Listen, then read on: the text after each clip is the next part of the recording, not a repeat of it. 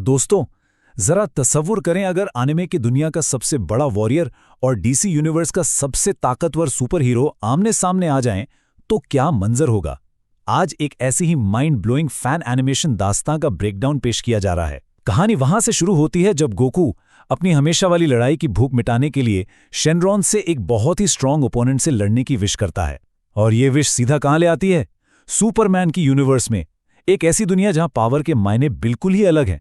तो चलिए बिना वक्त जाया किए इस एपिक क्रॉसओवर में डाइव इन करते हैं और देखते हैं आगे क्या होता है। गोकू बामुकाबला सुपरमैन, कौन जीतेगा? देखा जाए तो ये एक ऐसा सवाल है जो हर फैन के जहन में हमेशा से गूंजता आया है। गोकू दूसरी यूनिवर्स में पहुंचते ही सीधा सुपरमैन के सामने खड़ा हो जाता है और एक दोस्ती वाले लेकिन बिल्कुल अर्थ शैटरिंग इंस्पायरिंग मैच का चैलेंज दे देता है। शुरू में सुपरमैन थोड़ा हैरान जरूर होता है कि भाई अजीब सा शख्स अचानक आसमान से कहां टपक पड़ा, लेकिन फिर एक स्माइल के साथ इस चैलेंज को कबूल कर लिया जाता है। दोनों अपनी लिमिट्स आजमाने के लिए बिल्कुल तैयार हैं। अब मजा आएगा ना।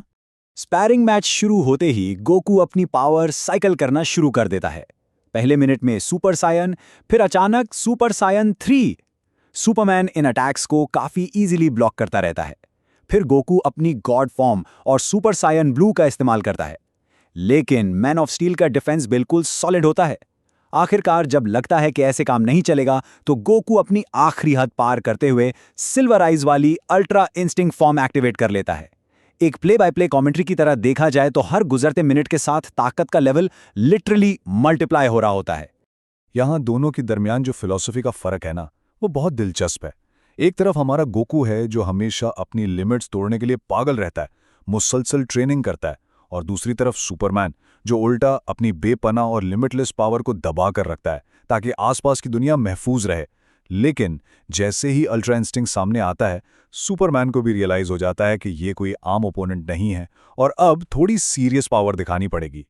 पर दोस्तों, कहानी यहाँ एक बहुत ही खौफनाक टर्न लेती है। ये दोस्ती वाला मैच तब मल्टीवर्सल टेरर बन जाता है जब आसमान अचानक फटता है और एक इंतहाई डरावनी आवाज गूंजती है, मैं तबाही हूं, मैं मौत हूं, मैं डार्क साइड हूं। The God of evil, dark side anti life equation ढूंढते हुए जमीन पर आ चुका है। अब ये सिर्फ एक छोटा मोटा स्पारिंग मैच नहीं रहा, अब तो लिटरली पूरी मल्टीवर्स का वजूद खतरे में आ गया है। अब सिचुएशन ऐसी थी कि फौरन कुछ ना कुछ तो करना ही था। पहले गोकू और सुपरमैन अपनी लड़ाई रोककर एक साथ मिलकर डार्क साइड पर अटैक करते हैं, लेकिन उसे खराश तक नहीं आती। फिर ग्रैंड प्रीस्ट के कहने पर वजीटा वहां अपनी full swag ultra ego form में एंटर होता है और अपना अल्टीमेट हकाई अटैक करता है। और जब वो भी काम नहीं करता तो मजबूरन गोकू और वजीटो को अल्ट्रा वजीटो की पुटारा फ्यूजन करनी पड़ती है।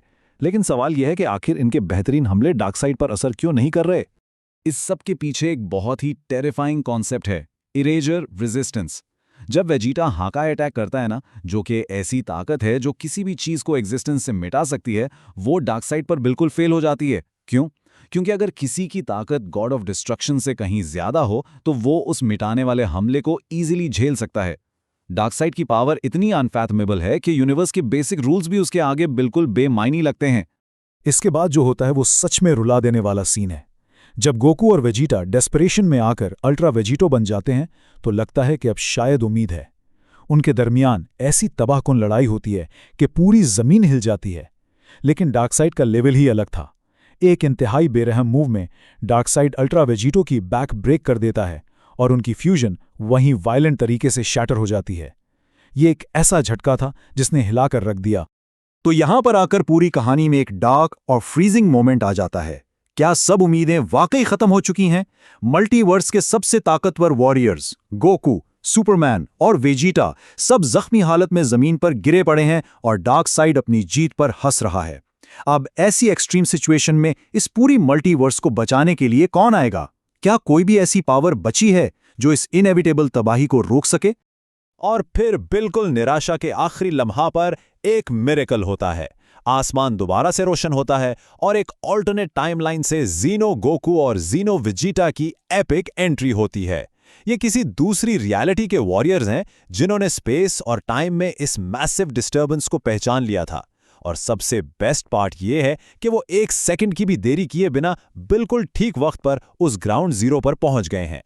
यहां देखिए, पीक से एंड फ्यूजन आते ही दोनों जीनो वॉरियर्स एक फ्लॉलेस फ्यूजन डांस करते हैं और बनता है मल्टीवर्स का सबसे बड़ा बाप वॉरियर जीनो गोगेटा। और वो भी सीधा सुपर सायन 4 फॉर्म में।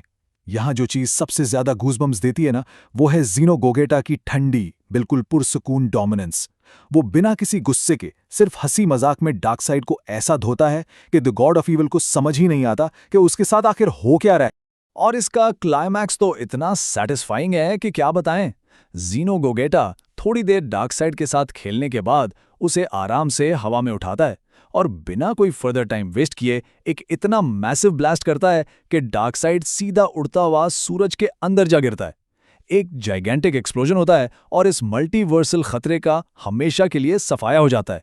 सिर्फ एक डोमिनेंट मूव ने पूरा गेम चेंज कर दिया।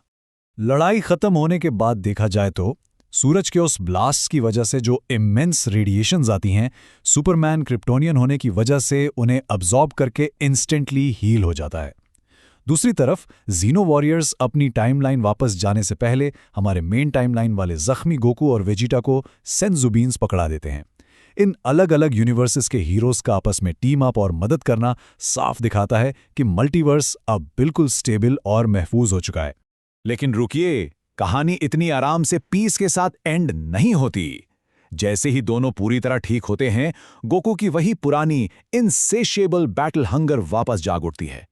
इतनी बड़ी तबाही से अभी अभी बचे हैं, लेकिन गोकू स्माइल करके चिल्लाता है, सुपरमैन, चलो वहां से शुरू करें जहां हमने छोड़ा था। ये क्रेजी एनर्जी ही तो गोकू की पहचान है। वो दोस्ती वाला इंटरप्टेड स्पायरिंग मैच दोबारा शुरू होने के लिए बिल्कुल रेडी है। तो इस पूरी एक्शन पैक्ड दास्तान के बाद एक आखिरी सवाल जरूर उठता है, क्या ज़ीनो गोजिटा की उस मिरेकल एंट्री के बिना गोकू और सुपरमैन कभी मिलकर डार्कसाइड की अनफैथमेबल पावर को हरा सकते थे? ये एक ऐसी डिबेट है जो हर फैन को सोचने पर मजबूर कर देती है। कमेंट्स में इस पर जरूर बहस होनी चाहिए। अगर इस एक्सप्लेनर से इस एपिक टकराव का ब्रेकडाउन मजेदार लगा हो तो लाजमी शेयर किया जाए। तो बस आज का ये सेशन यहीं खत्म करते हैं। सब लोग अपना ख्याल रखें। अल्लाह हाफिज।